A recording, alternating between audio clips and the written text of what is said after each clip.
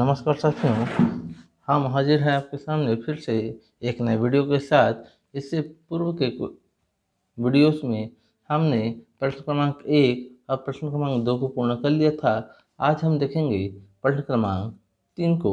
तो प्रश्न क्रमांक 3 क्या कह रहा है?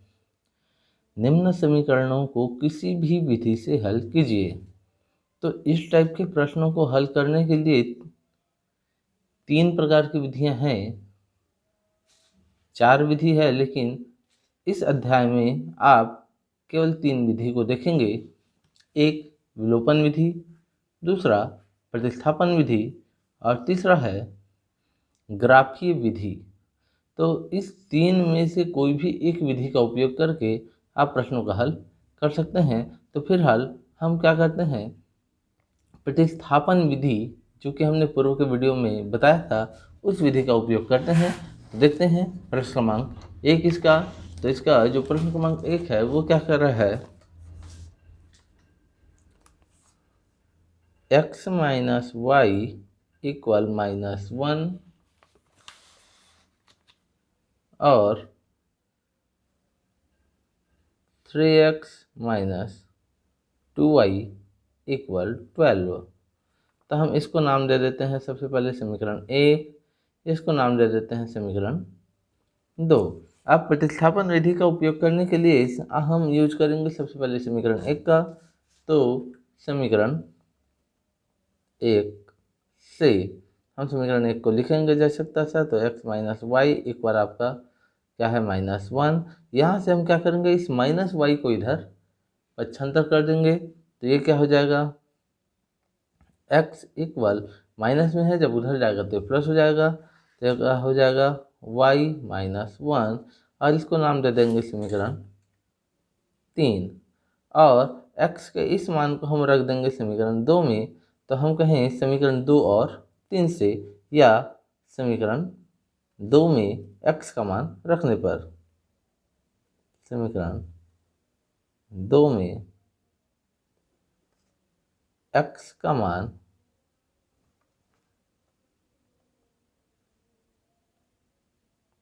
रखने पर, अब मान रख देते हैं। तो 3 जैसे का तैसा रहेगा। अब यहाँ x है, हर x की जगह आपको वैल्यू रख देना है y -1। तो यहाँ रख देते हैं y -1। फिर यहाँ क्या है, माइनस है, तो ये माइनस हो जाएगा। 2y है तो 2y हो जाएगा। इक्वल में आपको कितना है, 12। इस 3 से इन दोनों को मल्टीप्लाई हो जाएगा। तो ये क्या हो जाएगा आपका 3y, और 3 का -1 से होगा तो -3 -2y इक्वल में 12। अब ये 3y प्लस में है, ये 2y माइनस में है। तो 3y में से 2y घट जाएगा, तो क्या बचेगा y। और यहाँ पर आपका क्या है, -3 है। तो ये जैसे का तैसा, इक्वल में आपका हो जाएगा 12। इस -3 को कर देंगे इधर पक्षांतर, तो माइनस में है, उधर जाएगा तो प्लस हो जाएगा। तो y इक्वल आपको क्या मिल जाएगा, 12 प्लस 3। तो y इक्वल आपको भी मिल जाएगा 15। ये y का वैल्यू हो गया। अब y के वैल्यू को हम रख देंगे समीकरण 3 में। तो आपको x का वैल्यू मिल जाएगा। तो यहाँ रख देते हैं समीकरण 3 में y का मान रखने पर,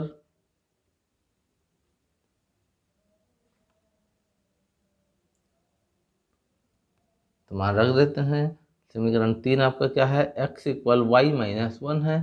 तो x तो जैसे का तैसा रहेगा, इक्वल भी जैसे का तैसा। अब यहाँ y की जगह आपको कितना रखना है, 15। तो ये हो जाएगा 15। अब यहाँ क्या है, -1, तो ये हो जाएगा -1। और x इक्वल 15 में से 1 जो है माइनस हो जाएगा, तो ये हो जाएगा 14। तो इस प्रकार से हम देख सकते हैं कि हमको x और y दोनों का वैल्यू मिल गया। अतः समीकरण के हल, x बराबर 14 और y इक्वल 15। बस इतना ही काम करना है। इसके बाद हम देखते हैं प्रश्न क्रमांक 2। तो प्रश्न क्रमांक 2 में क्या है, यहाँ देखिए x माइनस 2y इक्वल 5 और 2x माइनस 4y इक्वल 6। अब यहाँ पर भी हम इसको नाम दे देते हैं समीकरण 1 और इसको नाम दे देते हैं समीकरण 2। तो समीकरण 1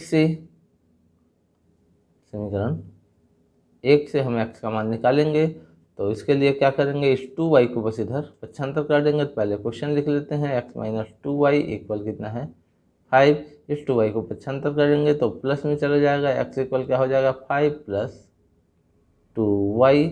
और इसको नाम दे देंगे समीकरण 3। इस मान को रख देंगे हम समीकरण 2 में। तो यहाँ लिख सकते हैं x के मान समीकरण 2 में रखने पर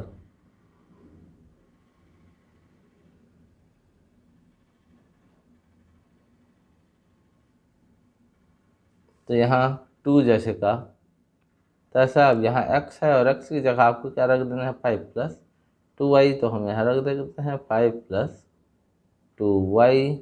यहाँ माइनस है तो माइनस 4y है तो 4y और इक्वल में 6। 2 से हम इसका मल्टीप्लाई कर देते हैं तो 2 पंचे कितना हो जाएगा 10 प्लस ये हो जाएगा 2 दूनी 4y। माइनस में क्या है 4y इक्वल में क्या हो जाएगा 6। अब ये 4y माइनस में है और ये 4y प्लस में है तो ये दोनों आपस में घट जाएगा। यहाँ बचेगा 10 और इक्वल में आपका क्या बच रहा है 6। अब देखिए यहाँ पर कोई भी चर राशि नहीं है, चूँकि यहाँ कोई भी चर राशि नहीं है अतः y का वैल्यू ही आपको फाइंड नहीं होगा। अब जब y का वैल्यू ही नहीं मिलेगा मतलब समीकरण के कोई भी हल नहीं होंगे। बस सिंपल है। यहाँ लिख देंगे चूंकि चर राशि x के मान प्राप्त y के मान प्राप्त नहीं है। अब देखो y का मान प्राप्त नहीं है तो x का भी मान प्राप्त नहीं होगा। तो यहाँ लिख देंगे चर राशि y के मान प्राप्त या y के मान प्राप्त नहीं है अतः समीकरण के कोई भी हल नहीं है। कोई भी हल नहीं होगा। बस इतना ही काम आपको करना है। इसके बाद हम आते हैं प्रश्न क्रमांक इसका 3। तो प्रश्न क्रमांक 3 क्या कर रहा है,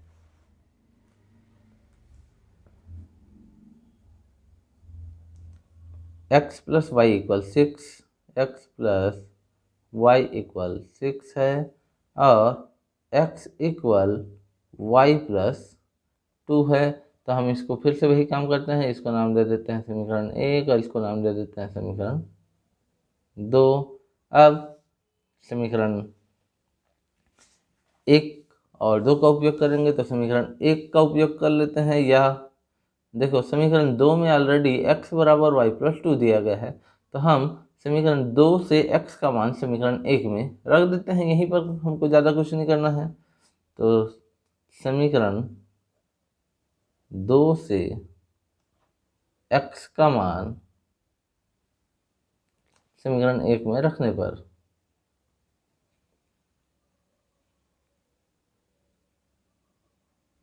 रख देते हैं। तो देखिए x है, x की जगह आपका क्या हो जाएगा y प्लस 2 हो जाएगा। तो यहाँ हो जाएगा y प्लस 2 और यहाँ क्या है प्लस y है तो ये प्लस y इक्वल में कितना है 6।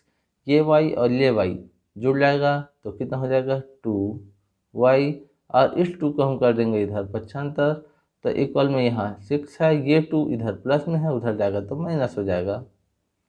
तो 2y इक्वल आपको क्या मिल जाएगा 4। और यहाँ तक होने के बाद हमको y इक्वल इस 2 को हम क्या कर देंगे इधर पक्षांतर। तो इसको पक्षांतर करेंगे तो क्या हो जाएगा 4/2 2 हो जाएगा। तो y इक्वल आपको क्या मिल जाएगा, 2 एकम और 2 दूनी, मतलब y का वैल्यू आपको मिल गया 2। अब y के इस वैल्यू को हम रख देंगे समीकरण 2 में, तो यहाँ रख देते हैं समीकरण 2 में y के मान रखने पर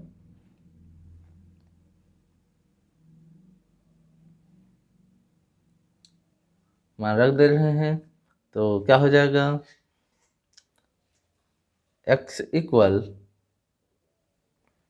y की जगह आपको कितना रख देना है, 2, तो 2 प्लस 2 हो जाएगा, क्योंकि ऑलरेडी यहाँ पर 2 है। तो x इक्वल आपको क्या मिल जाएगा, 2 प्लस 2 मतलब 4। तो अब दोनों का वैल्यू आपको मिल गया, तो लास्ट में लिख सकते हैं अतः समीकरण के हल क्या हो जाएगा, x बराबर 4 y बराबर 2। यही दोनों आपके क्या हो जाएंगे आंसर। इसके बाद हम आते हैं क्वेश्चन नंबर 4 में। तो क्वेश्चन नंबर 4 क्या कर रहा है ये देख लेते हैं।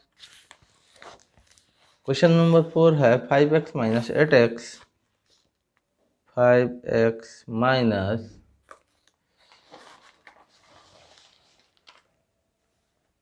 8x इक्वल में -1 और 3x minus 24/5y plus 3/y equal 0। Question number 4। अब इसको नाम दे देंगे हम समीकरण 1 और इसको नाम देंगे समीकरण 2। तो सबसे पहले हम क्या करते हैं, समीकरण 2 को थोड़ा सा सरल फॉर्म में लिख लेते हैं। तो यहाँ 5 है, सरल फॉर्म में लिखने के लिए हम क्या करते हैं, ये जो समीकरण 2 है इसमें 5 से हम पहले गुणा कर देते हैं। तो यहाँ लिख देते हैं समीकरण 2 में 5 से गुणा करने पर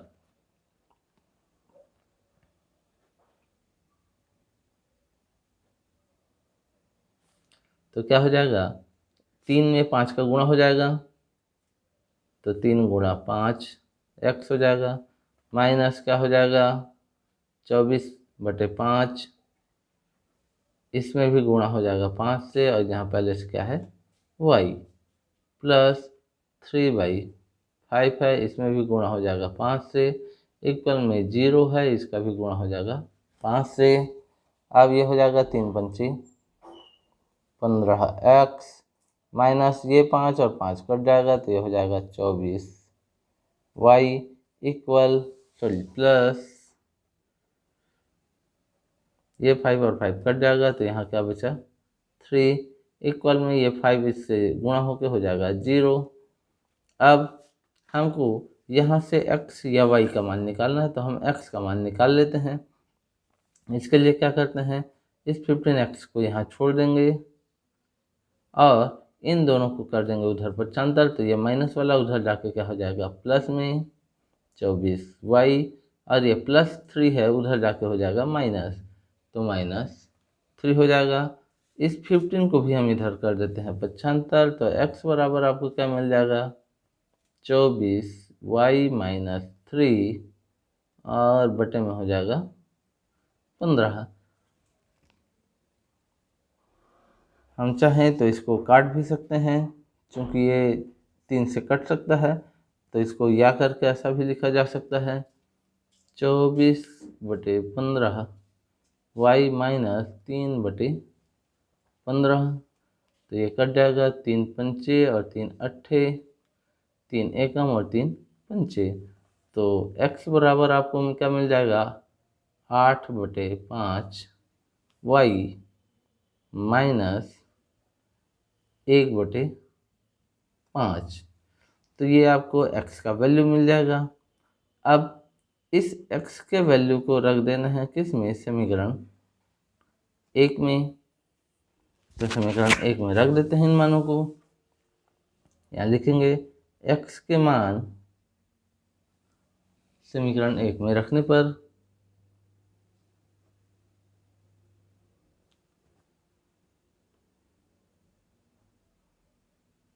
तो क्या हो जाएगा, देखिए समीकरण 1 में आपको 5 है और x है, तो x की जगह इस पूरे वैल्यू को हमको रख देना है।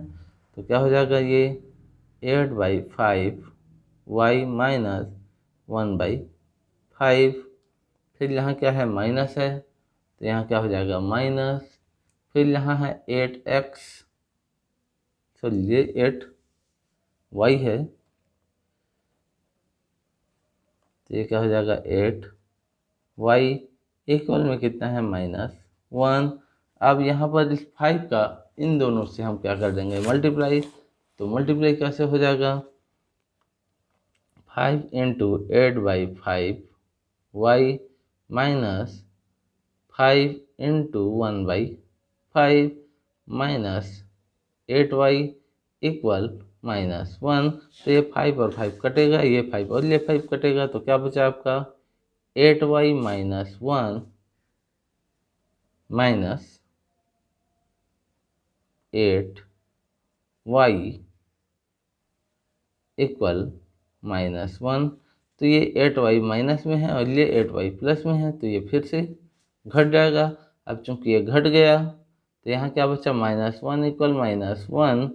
चूंकि यहाँ फिर से चर राशि नहीं है तो यहाँ लिख सकते हैं, चूंकि चर राशि के मान प्राप्त नहीं हो रहे हैं या चर राशि x y के मान प्राप्त नहीं हो रहे,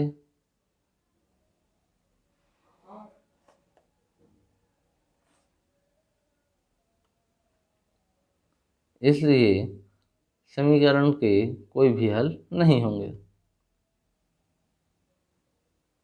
कोई भी हल नहीं होंगे।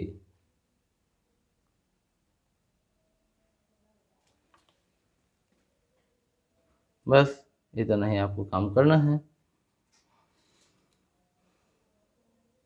इसके बाद हम देख लेते हैं क्वेश्चन नंबर 5 को। तो क्वेश्चन नंबर 5 जो है आपको अगले पेज में मिलेगा।